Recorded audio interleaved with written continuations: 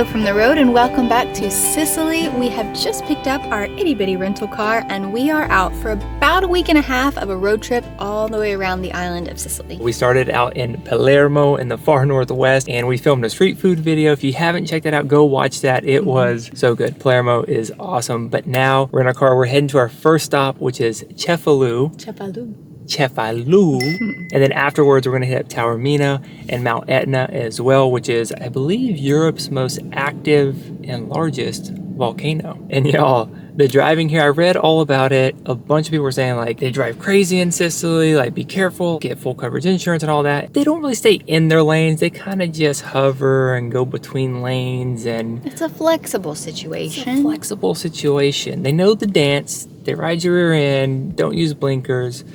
But it's been okay so far. Hopefully we haven't just jinxed ourselves by saying that out loud, but we've pulled over so that we could film our intro and talk to you guys, but I think it's about time to pop back on the road and head over and check into our Airbnb in Cefalu.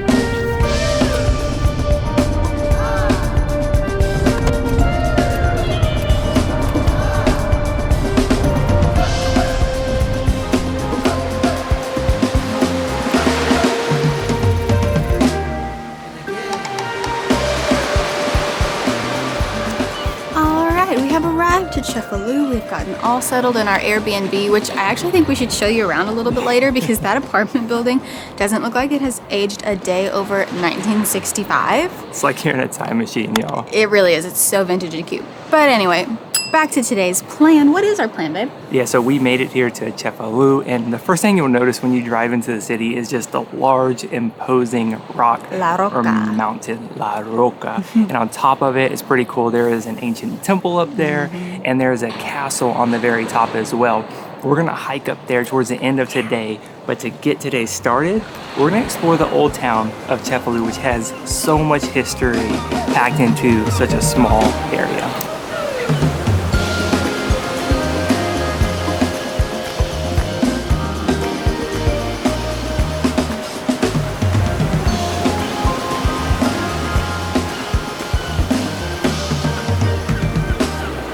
This area is called the Moro, and it seems to be very popular this time of day for fishing, swimming, if you can believe it, in December. I am like super proud of that person that just got out of the water, and just kind of hanging out. There's benches everywhere, and every bench is full of a person just sitting, enjoying the sunshine. It is a truly gorgeous winter day here in Cefalu.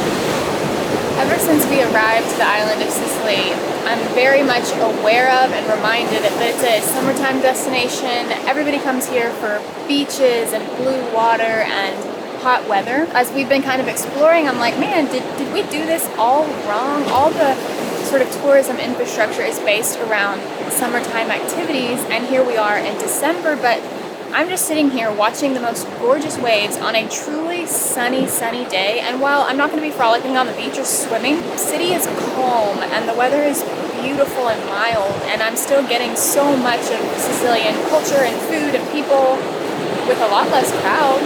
So I think there's total merit to coming in the wintertime, and I'm really glad we're here. We've made it here into the old town of Cefalu, y'all, and it is so picturesque and beautiful, and it's quiet and still, and we're really getting a sense of local life here in Old Town. I've heard it said that Italy is like a lasagna. Its history and ancient cultures are just kind of built one upon the other, and if you dig down, you're just gonna find history, layers of lasagna, if you will. Anyway, we're about to turn the corner and go look at a medieval layer of that lasagna of history.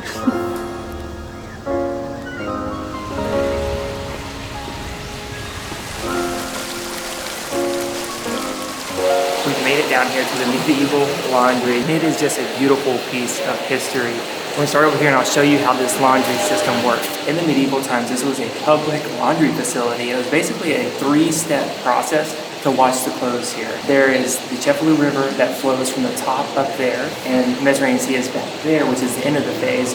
And basically the water runs from the river down to the sea. And so as not to spoil the clean laundry, they start towards the ocean first. In this basin right here, they put the dirty clothes in, they rinse them, they wash them, and that will be the first step of the process before moving to the middle step.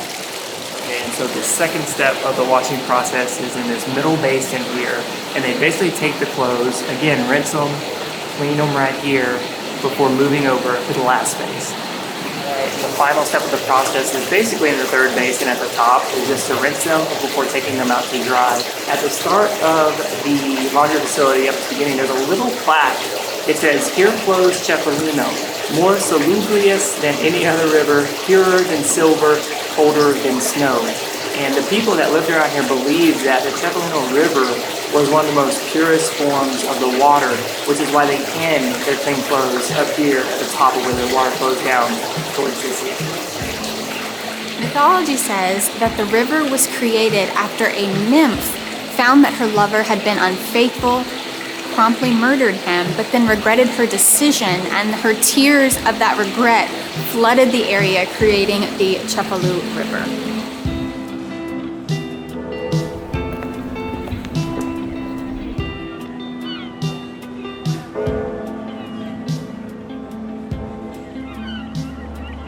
We've arrived to our next stop, which is the Cathedral of Cefalu, and this is another one of those buildings that has the Norman and Arab influence. It was built between 1130 and 1240 AD in dedication of the Norman King of Sicily.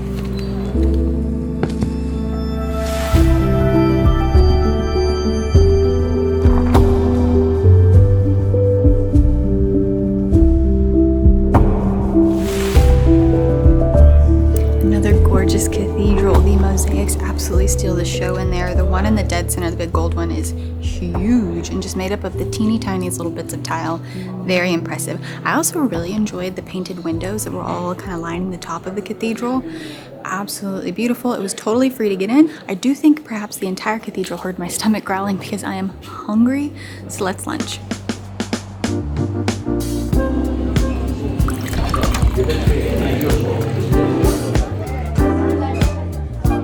Today's lunch is pasta alla norma, which today is a rigatoni with eggplant, and we are at La Botte. It's a super charming little restaurant just right around the corner from the cathedral, but I don't want to undersell it because seafood is definitely the main thing on the menu here, but we're mostly vegetarian, so we don't really eat a lot of fish. But the fish of the day sounded excellent. It was like a white fish marinated with orange and potatoes. Anyway, definitely come for the seafood. We're gonna try the eggplant. It's so beautifully presented. Have a delicious white wine. We started with an excellent caprese salad. The cheese on that was so creamy. Anyway, that's manja.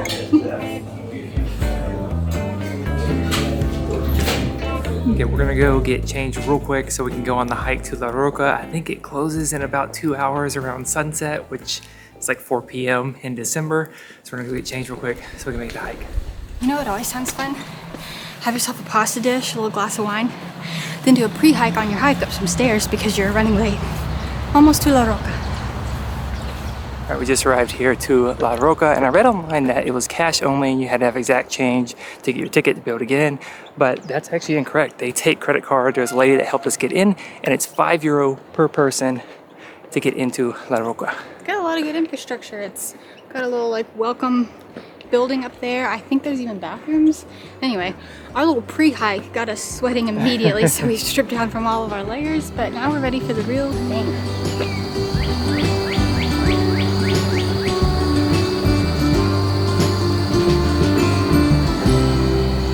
Hello down there. First stop is the cistern. Jordan tells me that when they were investigating this area and its archaeological significance, the cistern told them basically how they knew that this area was for worship, which you'll see more of. We're on our way to the Temple of Diana. But yeah, it just looks like a big dark hole in the ground.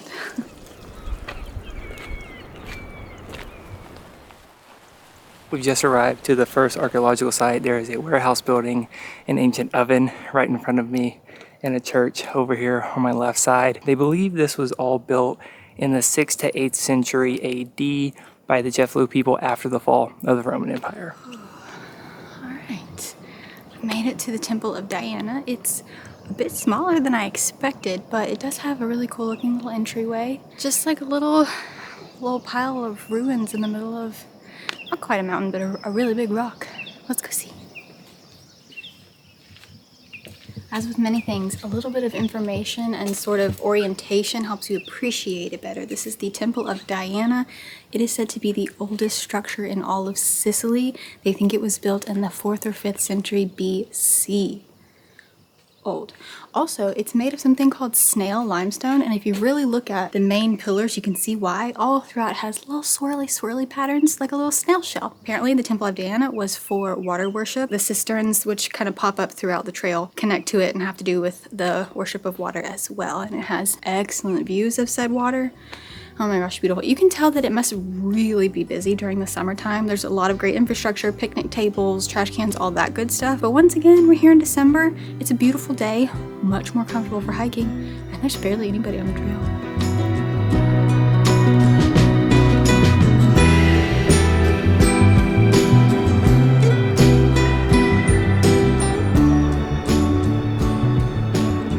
We made it up here to the top of the castle. The views are second to none here in Cefalu. You can see all the way to the north, to the east, and to the west. It is incredible. You can see all the fishing boats coming in from fishing from the day. The weather is perfect. The skies are clear. The sun is setting behind us. And the temple grounds are actually pretty well preserved. I mean, there's actually structures and the walls are up and it's bigger than it looks. And the castle covers the whole top of the rock here, and there's different lookout points, and so we're just going to explore a little bit before we head back down to Cefalu.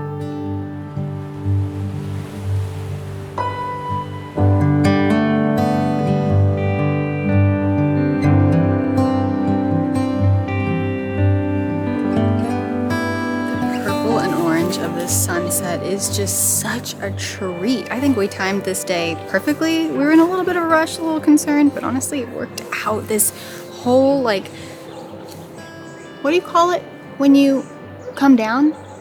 Descension? The whole descent.